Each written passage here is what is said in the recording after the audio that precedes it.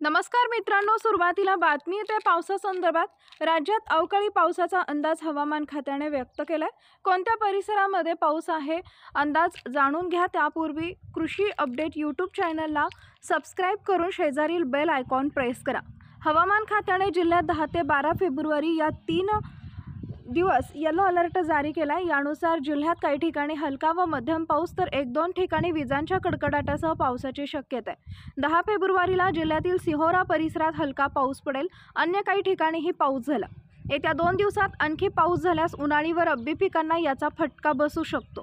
जिल्ह्यात गहू, हरभरा, वाटाणा, लाखोरी, वांगी, टोमॅटो व पालेभाज्यांचं पीक घेतलं जात आहे। हलका पाऊस हा रब्बी पिकांसाठी फायदेशीर ठरण्याची शक्यता आहे। गेल्या काही दिवसांपासून हवामानात बदल सुरू आहे। सायंकाळी थंड वारे वाहू लागले, थंडीचा प्रभाव वाढलाय। रात्री आणि पहाटे खूप थंडी जाणवत आहे। 10 फेब्रुवारीला सकाळपासूनच खराब वातावरण दिसून आले। सकाळी 11 वाजल्यापासून हवामानाने गारवा होता, तो दिवसभर कायम होता व पावसाळी वातावरणात आणखी काही दिवस कायम राहिल्यास शेतकऱ्यांना अडचणींचा सामना करावा लागू शकतो।